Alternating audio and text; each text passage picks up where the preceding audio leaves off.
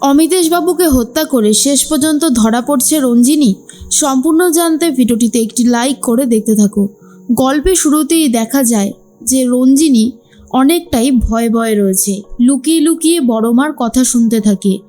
বড় মা অমিতেশবাবুর ছবির দিকে তাকিয়ে খুবই আক্ষেপ আর দুঃখ করতে থাকে আর বলে, একটা দিনও এমন ছিল না যেদিন তোমাকে ছাড়া আমি কাটিয়েছি, কিন্তু তুমি চলে যাওয়ার পর থেকেই আমার গোটা জীবনটাই পুরো একলা হয়ে গেছে। জানি না কেন তুমি আমাকে ছেড়ে চলে গেলে। তোমাকে যে আমি কতটা ভালোবাসি, তোমার বন্ধনে আবদ্ধ ছিলাম, কিন্তু সব কিছুই শেষ হয়ে গেছে এক নিমেষে। ঘটনাটা কিছুটা আগে থেকে গেলে দেখা যায় যে অসুস্থ ছিল অমিতেশবাবু, কিন্তু তার চলে যাওয়ার কথা ছিল না। ডাক্তারবাবু বলেছিল আস্তে আস্তে সে সুস্থ হয়ে উঠবে। সেই দিন গেছিল দেখা করতে অমিতেশবাবুর সাথে বীরুবাবু, আর সে দেখা করে বেশ সুন্দর কথাও বলেছিল আর বলেছিল আপনি আমার গুরু হন, আপনি অসুস্থ তাই আমারও আর কিছু ভালো লাগছে না। কথাবার্তা শেষ করে স্যারের জন্য মঙ্গল কামনা করে যখনই ঘর থেকে বেরিয়ে গিয়েছিল, ঠিক সেই মুহূর্তেই ঘরে ঢুকেছিল রঞ্জিনী অমিতেশবাবুর সাথে অনেক খারাপ ব্যবহার করেছিল আর বলেছিল, আপনি আমাকে আপনার এত বড় কাজ করে দিলাম আর আপনি কিনা আমাকেই কিছু একটা করলেন না, এটা কি ঠিক হলো? আমার জায়গাটা বীরুকে দিয়ে দিলেন, এটা পারলেন করতে? আমি তো আপনার কাছে অনেক দিন ধরে ছিলাম, আমি আপনার কাছে এতদিন ধরে কাজ শিখেছি, ভেবেছিলাম যে আপনি আমাকে উত্তরাধিকারী করবেন, কিন্তু আপনি যেটা করেছেন সেটা অন্যায়। আর এই রঞ্জিনী কখনোই অন্যায়কে সাপোর্ট করেনি আর করবেও না। অমিতেশবাবু অসুস্থ থাকাকালীন সেরকমভাবে কথা বলতে পারছিল না, তাই রঞ্জিনীর কোনো কথার উত্তরও দিতে পারছিল না। রঞ্জিনী অনেক আউফাউ কথাই বলেছিল, এরপরেই অমিতেশবাবুকে রাস্তা থেকে সরানোর জন্য শেষ করে দিয়েছিলেন।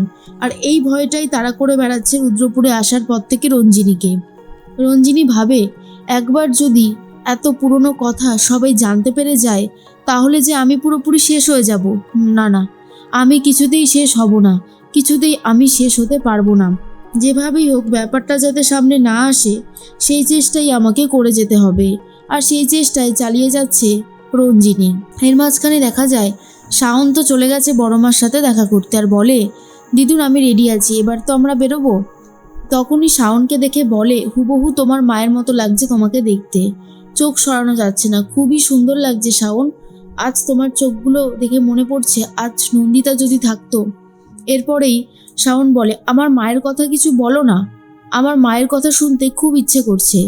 আসলে আমি তো আমার মাকে দেখিনি, ছোটবেলা থেকে কাছে পাইও নি, তাই আজকে ইচ্ছে করছে মায়ের কথা শুনতে। এরপরেই রঞ্জিনী লুকিয়ে লুকিয়ে শাওন আর বড় মার কথা শুনছিল। তখনই বড় মা বলে, নন্দিতা ছিল আমার আর অমিতেশের চোখের মণি, আমাদের একমাত্র সন্তান, কত ভালোবাসতাম তাকে, তারই চলে যাওয়াটা আমি এখনো পর্যন্ত মেনে নিতে পারিনি। আর কি বলবো বলো তো শাওন? এরপরে আলমারি থেকে অনেক জিনিসপত্র বার করেছিল দেখাবে বলে। যখনই বীরুবাবুর সাথে নন্দিতার সম্পর্ক কেমন ছিল সবটা বলবে বলে ঠিক করেছিল শাওনকে, তখনই চলে আসে রঞ্জিনী কথাটা বলতে দেয় না আর বলে, শাওন চলো, আমাদেরকে তো এখন যেতে হবে। এরপর শাওন বলে, যখনই আমি মায়ের কিছু কথা শুনতে চাই তখনই এসে বাধা দেয় পিসিমণি, কি যে করে বুঝতে পারি না। ঠিক সেই মুহূর্তেই শাওনকে নিয়ে চলে যায় আর বড় মাও পুজোতে যাওয়ার জন্য বেরিয়ে পড়ে। এদিকে ঠাকুরমশাই পুজোর সমস্ত আয়োজন শুরু করে দিয়েছে, একে একে সবাই চলে এসেছে। বীরুবাবুকে দেখার পর বলে, বীরেন্দ্র, অনেক বছর পর তোমাকে দেখলাম, সত্যি খুব ভালো লাগছে, তোমার নাম হয়েছে কত, মাঝে মধ্যেই তো তোমাকে টিভিতেও দেখি। বীরুবাবু বলে, ধন্যবাদ। এর মাঝখানেই রঞ্জিনীও চলে এসেছে আর এসেছে সবাই। শাওনকে দেখার পরেও বলে, নন্দিতার মেয়েকে পুরোপুরি নন্দিতার মতোই দেখতে হয়েছে, একেবারে মনে হচ্ছে যেন ইয়ংকালের নন্দিতা এসে সামনে দাঁড়িয়েছে। এরপরেই নন্দিতার কথা শুনেই আবারও রিয়াক্ট করতে শুরু করে বীরুবাবু, আর সেটা দেখে বুঝতে পেরে যায় শাওন। তার মাঝখানে রঞ্জিনীকে দেখে ঠাকুরমশাই দূর থেকে চিল্লিয়ে বলে যে, রঞ্জিনী, অমিতেশবাবু যেদিন মারা গিয়েছিল সেদিন তো তুমিও ছিলে। আর এটা শোনার পরেই পিসিমণি অর্থাৎ রঞ্জিনী খুবই রিয়াক্ট করতে থাকে আর বলে, কি যে বলছেন না ঠাকুরমশাই, আপনার কোথাও একটা ভুল হচ্ছে, আমি তো সেদিন বাড়িতেই ছিলাম, আমি এখানে আসিনি, রুদ্রপুরে শুধু ভাই বীরু এসেছিল। কিরে বীরু, তুই কিছু বল। বীরেন্দ্র তখন বলে, হ্যাঁ, দিদি তো সেদিন আসেনি আমার সাথে, আমি তো একাই এসেছিলাম। কিন্তু ঠাকুরমশাই জোর দিয়েই বলে, আমি রঞ্জিনীকেই দেখেছি, এতটা ভুল তো আমি দেখবো না। হয়তো তোমার কোথাও ভুল হচ্ছে। এরপরে বীরুবাবু বলে, না আমার তো ভুল হচ্ছে না, কিন্তু ঠাকুরমশাই যে ঠিকই বলছে সেটা রঞ্জিনীও খুব ভালো মতন জানে, তবে বেশি কিছু আর বলতে পারে না। এর মাঝখানে দেখা যায় শাওন বলে, আমি জানি না কেন মনে হচ্ছে পিসিমণি আমাদের থেকে কোনো কিছু আরও লুকাচ্ছে। অলরেডি তো ফার্ম হাউসে একটা বড়সড় ইতিহাস লুকিয়ে রয়েছে, আর এখন মনে হচ্ছে এমনিতেও আরও কোনো কথা লুকাচ্ছে, কিন্তু সেটা কি খুঁজে বার করতে হবে। অন্যদিকে শাওনকে দণ্ডি কাটতে হবে, পুরোহিত মশাই এটাই বলতে থাকে, মাথায় কলসি নিতে হবে।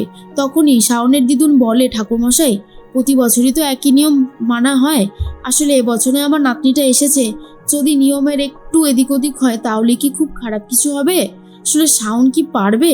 তখনই ঠাকুরমশাই বলে, আসলেই এই মন্দিরে যে পুজোটা হয় সেটা এই গ্রামবাসী প্রত্যেকের ভালোর জন্য করা হয়। এই পুজোটায় যদি নিয়ম না মানা হয় তাহলে বলা তো যায় না যে কখন কোন বিপদ ঘটে যায়। সেই জন্যই আমি বলছিলাম, শাওন ঠিক করে কারোর কোনো বিপদ হতে দেবে না, সে নিজে দণ্ডি কাটবে, তার যতই কষ্ট হোক না কেন। এরপরেই মাথায় ঘট নিয়ে প্রাচীন গাছের পর্যন্ত পৌঁছতে হবে। ম্যাডি একদম তকে রয়েছে, শাওনকে কিছুতেই পৌঁছতে দেবে না। তার মধ্যেই ফোন করেছে রঞ্জিনী আর বলে, ম্যাডি শাওন যেন ওই গাছতলায় কোনোভাবেই পৌঁছতে না পারে, সেই দিকটা তুমি দেখে রাখবে। ম্যাডি তখন বলে, তুমি কিচ্ছু চিন্তা করো না ভালো মা, আমি দেখে শুনে রাখবো, ওকে যেন আমি কিছুতেই পৌঁছাতে দেব না। এর মধ্যেই শুভ ভাবে, ম্যাডাম সবার কত ভালো চায়, কি সুন্দর নিজের কষ্ট নিজে বুঝতে পারবে, কিন্তু তবুও কারুকে কিছু না বলে বেরিয়ে পড়লো। ম্যাডাম সত্যি সবার থেকে আলাদা। এদিকে শাওনকে যতই দেখে বীরুবাবু ততই অবাক হয়ে যায়। শাওন যে এত ভালো মেয়ে, শাওন যে সবার কথা ভেবেছে, এসব ভেবে বীরুবাবু খুবই খুশি হয়, কিন্তু এটা ভাবে যে নন্দিতার মেয়ে হিসেবে শাওনকে কখনোই সে মেনে নেবে না নিজের মেয়ে হিসেবে।